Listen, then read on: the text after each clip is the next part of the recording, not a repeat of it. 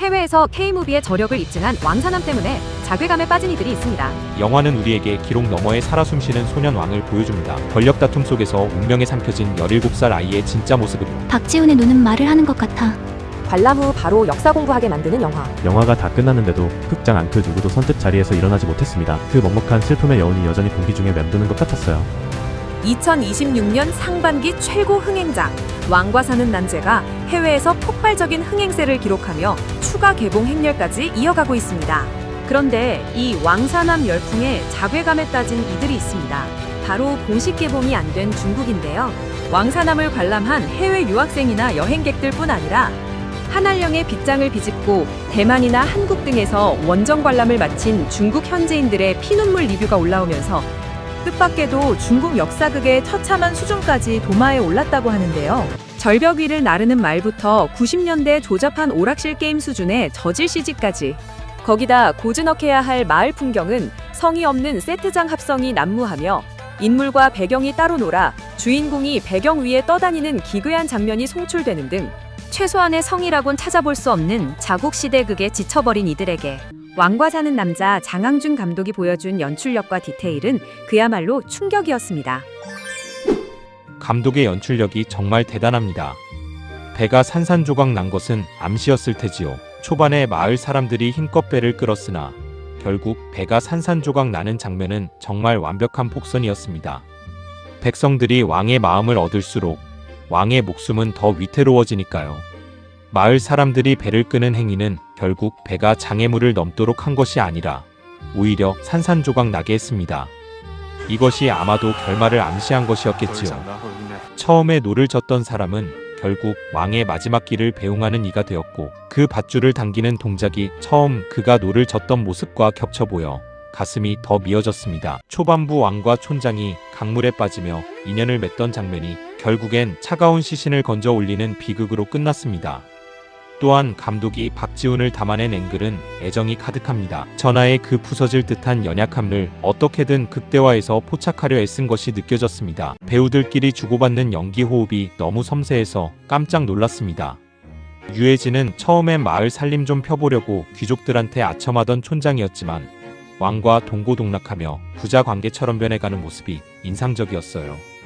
마지막에 단종이 사약을 받을 위기에서 단종의 뜻을 받들며 단종이 한명회와 맞설 수 있게 해주었고, 강을 건너 왕을 모셔왔듯 다시 강을 건너며 이승에서의 인연을 끝내는 연출이 압권이었습니다. 촌장이 계획을 수행하며 전하 함께 강을 건너시지요라고 외치는데 왜 관람객들이 이 영화를 두고 도화로 시작해 도화로 끝난다고 하는지 이해하게 됐습니다. 이 영화 마지막에 저를 가장 오열하게 만든 것도 촌장이 강물에 휩쓸려 떠내려온 시신을 안아줄 때였는데, 그의 눈에는 그저 아이였을 텐데 강물이 얼마나 차가울까 싶어 마음이 너무 아팠습니다. 또 인상 깊었던 것은 호랑이 씬이었는데 며칠을 굶어 기력이 없는 단종이 활을 잡고 호랑이와 마주했을 때만큼은 눈빛이 매우 단호했고 한명회와 맞설 때의 신경과 같다는 느낌을 받았는데, 결국 모두 백성을 지키기 위해 필사적으로 강해지고자 하는 그 마음이 눈빛에서 다 읽혔습니다. 겨우 10대의 나이에 사실 단종과 같은 담력과 냉철함으로 의사결정을 하고 행동할 수 있는 소년은 없을 겁니다. 숲속에서 촌장을 보호하기 위해 일부러 배신당한 척하는 모습이나 영화 마지막에 세운 전략 같은 것들은 10대 소년이 내릴 수 있는 결정이라고 상상하기 어렵습니다. 처음엔 그저 뻔한 역사 이야기일 거라 생각했는데 영화가 끝나자 가슴이 먹먹해져 한 방 세게 얻어맞은 기분이었습니다. 이 영화는 거창하고 격렬한 줄거리는 없으며 그저 폐위된 어린 왕과 평범한 촌장이 있을 뿐입니다. 두 사람이 벼랑 끝 같은 운명의 끝자락에서 만나 서로를 의지하며 보낸 그 시간은 찰나처럼 짧았지만 인생에서 가장 긴 여운을 남긴 한 구간이었습니다. 마지막에는 정말 처절하게 울었습니다. 역사 속 단 몇 줄의 글자로 남은 그들도 한때는 우리처럼 그렇게나 뜨겁게 살았고 웃었으며 누군가의 마음속에 깊이 기억되었던 사람이었다는 걸 깨달았습니다. 그 조심스러운 다가성과 천천히 쌓여가는 신뢰, 그리고 마지막의 무력감까지 모두 너무 실감나게 다가왔습니다. 류지태가 등장할 때마다 극의 공기가 확 바뀌는 게 느껴졌습니다. 그의 외모와 중저음 목소리, 그리고 눈빛에서 뿜어져 나오는 포스가 압도적입니다. 특히 예고편에 나온 박지훈의 그 대사, 극장에서 직접 들으니 정말 소름이 돋았습니다. 이 사람의 눈은 그야말로 국보급이라고 생각합니다. 이 젊고 쇠약한 전임 왕은 처음엔 모든 것을 포기한 듯 보였으나 청령포 마을 사람들을 만나면서 눈빛이 점점 결연해지는데 진정한 왕으로 거듭나는 그 변화의 과정이 눈빛 하나에 다 담겨 있습니다. 영화에서도 단종의 눈빛에 대해 언급하는 장면이 있는데 모든 분이 영화 속에서 이 명장면을 보셨으면 좋겠네요. 정말 잘 만든 영화입니다. 아쉬운 점이 있다면 그것은 바꿀 수 없는 역사로 인한 비극적 결말이겠지요. 하지만 이것조차 하나의 여운으로 볼 수 있습니다. 보기 전에 역사적 배경을 찾아봐서 이미 정해진 비극이라는 걸 알고 있었지만 막상 결말이 다가오는 순간을 마주하려니 내내 긴장하며 봤습니다. 하지만 영화의 연출이나 서사 구조가 워낙 좋아서 마지막 그 평화로운 유배 시절을 미소 지으며 지켜볼 수 있었어요. 하지만 바로 그 때문에 그 시간이 행복했던 만큼 결말의 아픔이 배가 되었습니다.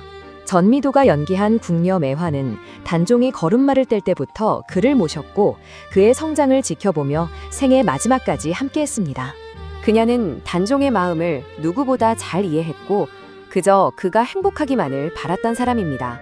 단종이 상처받을까 처음엔 경계심이 가득했지만 마을 사람들과 친해진 후에는 걱정 어린 눈빛이 안도감으로 바뀌고 웃음을 되찾는 과정이 참 보기 좋았습니다. 이야기가 비극으로 치달으며 매화는 거의 등장하지 않았는데 단종의 시신이 강에 버려지는 것을 무력하게 지켜보다 결국 절벽에서 투신하는 장면이 가장 아픈 클라이맥스였죠. 마지막 스쳐 지나가는 회상 장면에선 정말 꺽꺽 소리내며 울었습니다. 그대는 나의 어머니이자 누이였고 벗이었으며 다음 생에도 만나면 나의 벗이 되어달라는 약속은 무거웠지만 매화에게는 큰 위로와 감동이었을 것입니다. 2회차 관람 후 단종의 심경을 더 깊이 체감했습니다. 박지훈은 인터뷰에서 단종이 자신의 꿈에 나타난다면 그에게 달려가 무릎을 꿇고 영화를 보셨는지 묻고 싶다고 했습니다. 단종이 자신을 보고 환하게 웃어주신다면 그 어떤 찬사보다도 행복할 것 같다는 박지훈의 말이 참 인상적이었어요. 원래 박지훈은 감독의 캐스팅을 여러 번 거절했는데 단종이 조선 역사상 워낙 상징적인 비운의 왕으로서 사람들 마음속에 큰 비중을 차지하기에 본인이 감당하지 못할까 부담이 컸던 모양입니다. 자신의 연기가 당시 단종의 처절한 감정을 제대로 표현하지 못할까 걱정했지만 다행히 감독님이 단종을 반드시 내가 연기해야 한다고 확신을 주어 우리가 지금의 지훈표 단종을 볼 수 있게 되었습니다. 그에게 연기는 결코 화제성을 위한 것이 아니라 자신의 내면을 따르는 선택이었으며 그는 진심으로 단종이라는 캐릭터에 몸과 마음을 던졌습니다. 심지어 과도한 절식으로 거식 증상까지 겪었을 정도인데 그저 관객들이 역사를 더 깊이 체감할 수 있기를 바라는 마음으로 버텼다고 합니다. 영화를 보는 동안 저는 관객이 아니었습니다. 저 역시 한 명의 백성이 되어 그 감정을 온몸으로 느꼈습니다. 영화에서 가장 큰 울림을 줬던 것은 왕권 다툼이 아니라 신분이 하늘과 땅 차이인 두 사람이 마지막 순간엔 서로에게 유일한 존재가 되었다는 것입니다. 국왕은 가장 높은 곳에서 아무것도 없는 처지로 존엄마저 잃게 되었지만 가장 낮은 곳에 있던 신하인 촌장이 결국 끝까지 왕의 곁을 지키는 사람이 되었습니다. 그가 사약을 거부한 것은 적의 손에 존엄 없이 생을 마감하고 싶지 않았기 때문이고 그가 촌장이 마지막을 거두어 주길 바란 것은 이 세상에 남은 자신의 마지막 진심과 체면을 오직 이 사람에게만 주고 싶었기 때문입니다. 난세 속에서 가장 잔혹하면서도 따뜻한 역설은 나라도 가족도 다 잃고 원수가 집어삼켜버린 세상이지만 나를 보필하던 그 평범한 사람이 직접 나의 마지막 길을 배웅해 주었다는 사실 그 자체겠지요. 영화가 끝난 후 마음이 복잡해지는 것은 너무나 당연합니다. 이것은 통쾌하거나 자극적인 영화가 아니라 사람의 마음에서 가장 부드럽고도 아픈 곳을 천천히 펼쳐서 보여주는 그런 영화입니다. 비극이야말로 최고의 서사지요. 모두가 바꿀 수 없는 실제 결말을 알고 있는 비극이라 더욱 슬펐지만 이 비극은 한편으로 참 따뜻했습니다. 게다가 단종은 세종대왕이 그렇게 애지중지하던 금쪽 같은 장손인데 말이죠. 내년 4월에 휴가를 낼 수 있다면 한국에 단종 문화재 여행을 가고 싶습니다. 수많은 후기를 보니 모든 이들이 이 가공된 줄거리가 사실이기를 바라고 있더군요. 그렇게라도 단종이 그 모진 시간 속에서 잠시나마 행복했기를 바라는 마음 때문이겠지요. 배우들 연기 구멍이 하나도 없습니다. 박지훈은 정말 단종의 환생 같았고 유해진 배우는 그냥 연기의 신이었습니다. 우린 대체 언제쯤 볼 수 있을까요? 한국에서 극장 상영 다 끝나야 넘어올까요? 난 이 왕과 사는 남자만 오매불만 기다리고 있어. 정말 미친 듯이 보고 싶어서 속이 다 타들어갈 지경이야.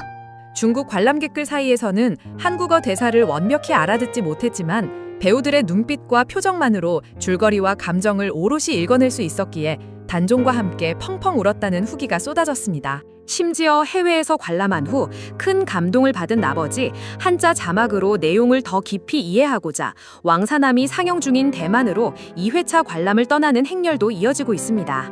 한편 온라인을 통해 역대급 입소문을 전해들은 중국 네티즌들은 왕사남의 극장 상영이 끝나고 불법 사이트에 영화가 올라오기만을 목 빠지게 기다리고 있는 실정입니다. 자국 작품은 성의 없이 찍어낸 상업물이 난무하지만 정치적 이유로 한국 콘텐츠를 막아둔 한알령 탓에 가장 동경하는 K컬처는 떳떳하게 즐기지도 못하는 문화적 미아가 된 신세입니다. 그런 와중에 그들의 결핍을 채워준 건 결국 진심을 다해 만든 한국의 역사 이야기였던 것이죠. 왕사남 열풍은 이제 극장을 넘어 실제 역사 현장에 대한 성지순례로 이어지고 있습니다. 영화의 배경이자 단종의 숨결이 깃든 강원도 영월은 전례 없는 관광 특수를 누리게 되었다고 하는데요. 50년 넘게 이어져 온 우리 역사축제, 단종문화제가 이제는 글로벌 팬들이 집결하는 K역사 컨텐츠 속 글로벌 문화유산으로 거듭나고 있는 것입니다. 오늘 영상이 유익하셨다면 구독과 좋아요로 응원해주시고 댓글로 여러분의 소중한 의견도 들려주세요. 이상 반응뷰에서 전해드렸습니다.